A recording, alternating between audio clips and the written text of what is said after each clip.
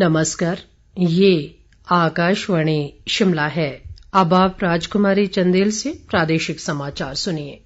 देश के 14वें उपराष्ट्रपति के चुनाव के लिए आज संसद भवन में मतदान हुआ। सबसे पहले प्रधानमंत्री नरेंद्र मोदी ने वोट डाला। भाजपा के राष्ट्रीय अध्यक्ष जेपी नड्डा और केंद्रीय मंत्री अनुराग सिंह ठाकुर सहित अन्य मंत्रियों ने भी मतदान किया। मतदान सुबह 10 बजे शुरू हुआ और शाम 5 बजे तक चला। जगदीप धनखड़ एनडीए के उम्मीदवार हैं, जबकि मार्गरेट अल्वा विपक्ष की ओर से मैदान में उतरे हैं।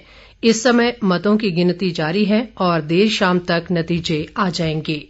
सूचना और प्रसारण मंत्री अनुराग सिंह ठाकुर ने आज पूर्व केंद्रीय मंत्री और वरिष्ठ भाजपा नेता सुषमा स्वराज की पुण्यतिथि पर उन्हें श्रद्धांजलि अर्पित की। एक ट्वीट में अनुराग ठाकुर ने कहा कि सुषमा स्वराज ने गतिशील वक्ता, नेता और कार्यकर्ता के रूप में भारतीय राजनीति पर अमिट छाप छोड़ी है। उन्होंने कहा कि देश के विकास में सुषमा स्वराज के योगदान को हमेशा याद किया जाएगा। राज्यपाल राजेंद्र विश्वनाथ आर्लेकर ने आज नई दिल्ली में राष्ट्रपति द्रौपदी मुर्मू से भेंट की। ये एक शिष्टाचार भेंट थी। शहरी विकास मंत्री सुरेश भारद्वाज ने पर्यावरण संरक्षण के लिए समाज के सभी लोगों से पौधारोपण के लिए आगे आने का आह्वान किया है।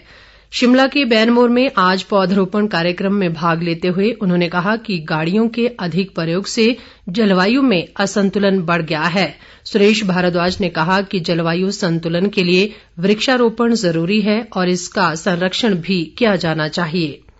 ग्रामीण विकास व पंचायती राज मंत्री वीरेंद्र कंवर ने कहा है कि मुख्यमंत्री गृहिणी सुविधा योजना और प्रधानमंत्री उज्ज्वला योजना के तहत राज्य में 3,25,000 से अधिक परिवारों को मुफ्त गैस कनेक्शन दिए गए हैं। उन्होंने आज मुख्यमंत्री गृहिणी सुविधा योजना के तहत कुटलैहड़ विधानसभा क्षेत्र की 110 महिला लाभार्थियों को ऊना में निःशुल्क रसोई गैस कनेक्शन वितरित किए।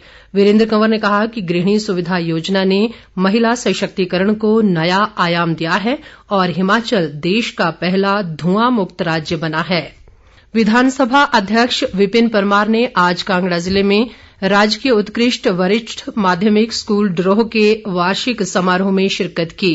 उन्होंने स्कूल में 1 करोड़ 80 लाख रुपए से बने अतिरिक्त भवन का लोकार्पण भी किया। परमार ने कहा कि सुलह विधानसभा इलाके में शिक्षा के क्षेत्र में अभूतपूर्व कार्य हुआ है और विद्यार्थियों को घरों के नजदीक ही तकनीकी व व्यावसायिक शिक्षा मिल रही है। उन्होंने 41 लाभार्थियों को मुख्यमंत्री राहत कोष व ऐच्छिक निधि से 4 लाख रुपए से अधिक की सहायता राशि भी वितरित की। परिवहन मंत्री बिक्रम ठाकुर ने कहा है कि वर्तमान राज्य सरकार ने महिला सशक्तिकरण को लेकर अनेक निर्णय लिए हैं और राज्य परिवहन निगम की बसों में किराए में 50% छूट भी इनमें से एक है।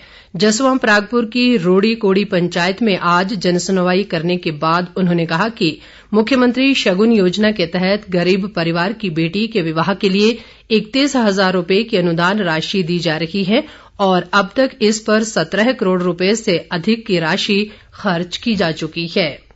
प्रदेश कांग्रेस प्रचार समिति के अध्यक्ष सुखविंदर सिंह सुक्खू ने कहा है कि राज्य में कांग्रेस की सरकार बनते ही कृषि बागवानी आयोग का गठन किया जाएगा। आज शिमला में एक पत्रकार वार्ता में उन्होंने ये ऐलान किया। सुक्खू ने वर्तमान राज्य सरकार पर किसान बागवान विरोधी होने का आरोप लगाया। उन्होंने कहा कि सरकार ने 5 साल पहले दावा किया था कि वर्ष 2022 में किसानों की आय दोगुनी हो जाएगी, लेकिन आज किसान व बागवान सड़कों पर आंदोलन कर रहे हैं। सुक्खू ने कहा कि सत्ता में आने पर कांग्रेस पार्टी पुरानी पेंशन योजना को बहाल करेगी और आउटसोर्स कर्मियों के लिए भी नीति बनाई जाएगी। उन्होंने कहा कि आगामी विधानसभा चुनाव में कांग्रेस पार्टी सत्ता के लिए नहीं बल्कि व्यवस्था परिवर्तन के लिए मैदान में उतरेगी और लोगों को बढ़ती महंगाई से निजात दिलाई जाएगी। कुल्लू के क्षेत्रीय अस्पताल ने स्वच्छता मानकों को स्थापित करते हुए एक बार फिर प्रदेश भर में कायाकल्प योजना में अव्वल स्थान हासिल किया है। अस्पताल के मुख्य चिकित्सा अधीक्षक डॉक्टर नरेश ने बताया कि हाल ही में शिमला में हुए एक समारोह में अस्पताल को 25 लाख रुपए का पहला पुरस्कार मिला है। उन्होंने कहा कि वर्ष 2017-18 में भी अस्पताल को पहला पुरस्कार मिल चुका है। इसके साथ ही ये समाचार बुलेटिन समाप्त हुआ। नमस्कार।